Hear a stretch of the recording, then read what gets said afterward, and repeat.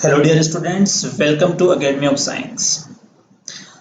तो इससे जो मोल कॉन्सेप्ट के जो इससे प्रीवियस लेक्चर्स थे, उन लेक्चर्स में हमने जो बातें की हैं वहाँ पर वो हमने की हैं कि कंसंट्रेशन से रिलेटेड सारी बातें हम पढ़ चुके हैं। इसके अलावा मिक्सचर से रिलेटेड जैसे मोलर मास कैलकुलेट करना, इफेक्टिव मोलर मास कैलकुलेट करना, वो सब भी हम पहले सीख चुके हैं। आइसोटोप्स के केस में एटॉमिक मास कैसे कैलकुलेट किया जाता है और क्यों एलिमेंट्स का मास फ्रैक्शन में आता है, वो सारी की सारी बातें भी इससे प्रीवियस लेक्चर में हम कर चुके हैं। इस टॉपिक में अपन बात करने वाले हैं एक और नए इंपॉर्टेंट कॉन्सेप्ट की, और वो मैं आपको बताने जा रहा हूं। उसका नाम आप जानते हैं कि किसी भी कंपाउंड का मॉलिक्यूलर फॉर्मूला या एम्पिरिकल फॉर्मूला पता लगाना, कि कैसे उसका मॉलिक्यूलर फॉर्मूला या एम्पिरिकल फॉर्मूला पता लगा सकते हो, उसके बारे में जानना। तो ध्यान से मेरी बात सुनना। मॉलिक्यूलर फॉर्मूला पता लगाने से पहले हमें यह जानना जरूरी है कि किसी भी प्योर कंपाउंड के लिए, कोई जो प्योर कंपाउंड है उसमें प्रेजेंट इंडिविजुअल एलिमेंट्स का कॉम्पोजिशन कैसे कैलकुलेट करते हैं वो। तो चलिए मैं आपको सिखाने जा रहा हूं कि किसी प्योर कंपाउंड में इंडिविजुअल जो कंपोनेंट्स होते हैं, एलिमेंट्स होते हैं, उनका परसेंटेज कॉम्पोजिशन फाइंड आउट करना। तो चलिए शुरू करते हैं। अगर हम सबसे पहले बात करते हैं परसेंटेज कॉम्पोजिशन की, परसेंटेज कॉम्पोजिशन, तो उसके लिए मैं एक एग्जांपल ले रहा हूं। पहले एग्जांपल में ले रहा हूं एक वेल नोन कंपाउंड ग्लूकोज, जिसका जो मॉलिक्यूलर फॉर्मूला होता है वो होता है C6H12O6। ठीक है। अगर मैं आपसे इसमें से पूछता हूं कि परसेंटेज ऑफ कार्बन, अगर मैं आपसे ऐसे पूछूं कि इसमें कितना परसेंट कार्बन है, इस ग्लूकोज में कितना परसेंट कार्बन मौजूद है, तो देखिए कार्बन का परसेंटेज जब मैं जानूंगा, परसेंटेज ऑफ कार्बन, तो हो सकता है कि आप में से कुछ स्टूडेंट्स मुझे ये आंसर दें कि सर यहाँ पर आप देख रहे हैं कि इसका जब आप एक मोल लेंगे या एक मोलिक्यूल लेंगे, जब आप इस ग्लूकोज का एक मॉलिक्यूल लेंगे तो इस एक मॉलिक्यूल में जो कार्बन है वो 6 है। टोटल कितने कार्बन एटम है? 6। और जो total number of carbon atom वो कितने हो जाएंगे? 6 + 12 + 6 इंटू कितना कर देंगे यहाँ पर? 100। और इस तरीके से आप कार्बन का परसेंटेज कैलकुलेट कर सकते हैं। ध्यान से सुनना मेरी बात।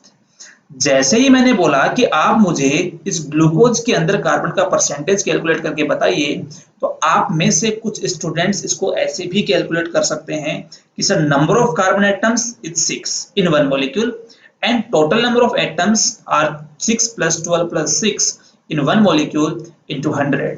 सो this will be the percentage of carbon. आप ऐसा सोच सकते हैं। दूसरा तरीका क्या होगा? दूसरा मेथड क्या होगा? इसका सेकंड मेथड क्या होगा वो सुनिए। परसेंटेज कार्बन का जो आप कैलकुलेट करोगे उसके लिए आप ऐसे भी कह सकते हो कि सर यहाँ पर टोटल 6 कार्बन एटम है, और 6 कार्बन एटम के बाद जो एक कार्बन है, जो एक सिंगल कार्बन है, उस सिंगल कार्बन का जो मास है वो कितना है बोलो? 12। तो कार्बन का टोटल मास कितना हो जाएगा यहाँ पर? 6 × 12 अपॉन जो इस पूरे के पूरे कंपाउंड का मास है, जिसको आप मोलिकुलर मास बोलते हो। वो मोलिकुलर मास आप जब कैलकुलेट करेंगे तो वो आएगा यहाँ से 180। तो आप कहेंगे सर जो टोटल मास है यहाँ से वो कितना है? 180 इंटू कितना कर देंगे? 100। आप में से कुछ स्टूडेंट्स ये वाला परसेंटेज कार्बन भी कैलकुलेट कर सकते हैं। तो सबसे पहले मैं आपको ये बताना चाहूंगा कि इन दोनों में से कौन सा सही है। क्या नंबर ऑफ एटम से परसेंटेज कैलकुलेट करना सही है या टोटल मास से परसेंटेज कैलकुलेट करना सही है? इन दोनों में से कौन सा सही है? Which one is correct? इसकी बात करनी है। तो मेरा आंसर है कि जो आपने यहां पर परसेंटेज कैलकुलेट किया है वो आपने पता लगाया है percentage composition, percentage composition by number of atoms. ठीक है। वो तो आपने क्या पता लगाया? ऐसे percentage composition by number of atoms. और जो यहां पर आपने परसेंटेज कॉम्पोजिशन कैलकुलेट किया है वो परसेंटेज कॉम्पोजिशन है बाय मास। क्या है बोले? By mass. सबसे पहले ये जानिए दोनों में डिफरेंस क्या होता है। तो आप यहां पर देख रहे हैं कि यहां पर मैं जो परसेंटेज कैलकुलेट कर रहा हूं उसमें मैं ये पता लगा रहा हूं कि टोटल नंबर ऑफ एटम्स के रेस्पेक्ट में जो कार्बन के एटम्स हैं उनका कितना परसेंट है। क्लियर है?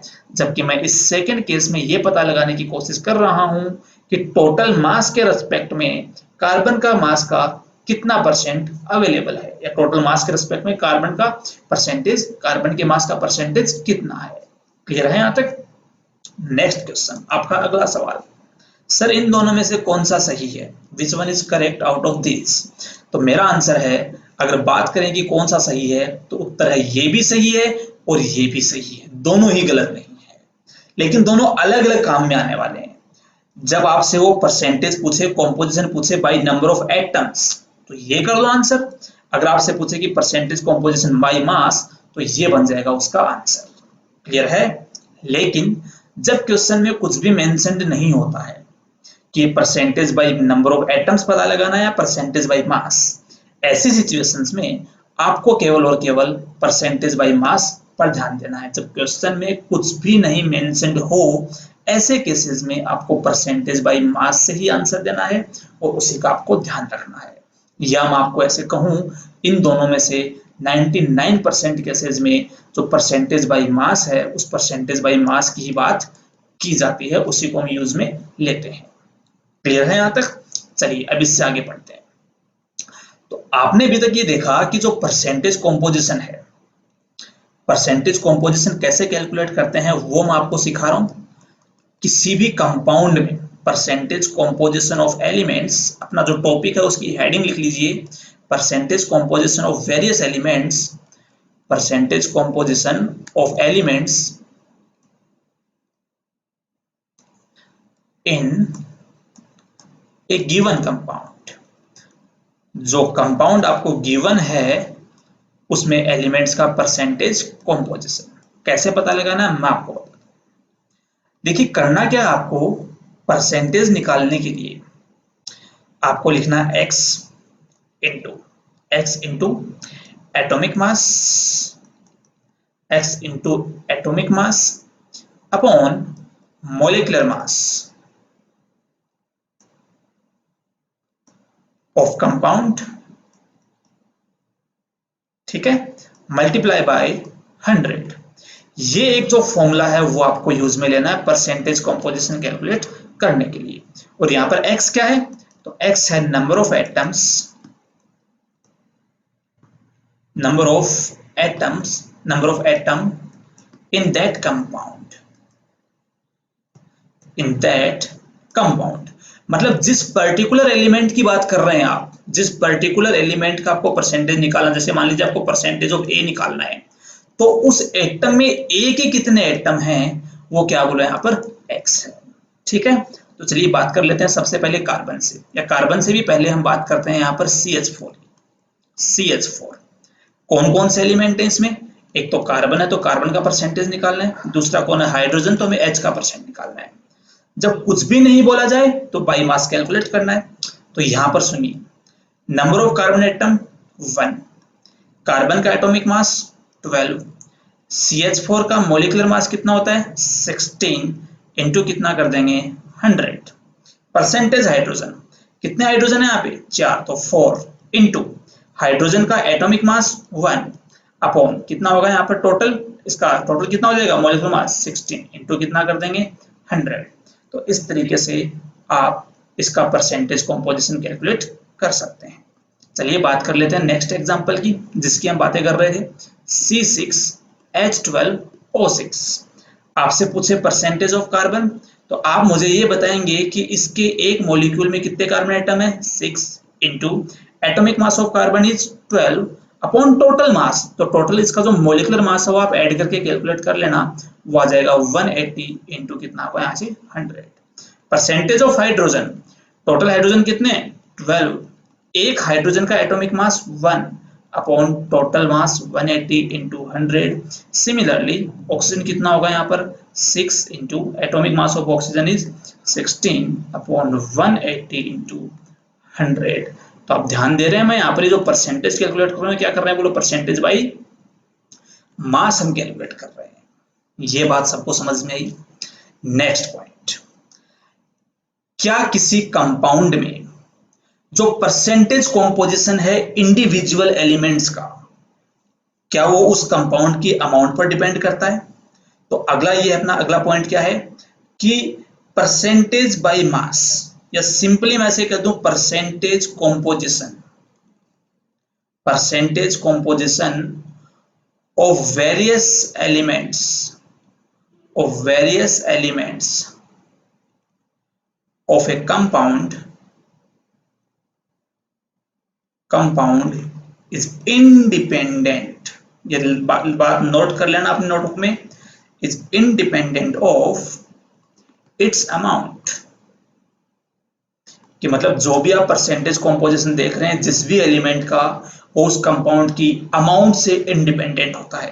क्यों होता है तो ये मुझे आपको नहीं बताना चाहिए, क्योंकि आप ऑलरेडी जानते हैं।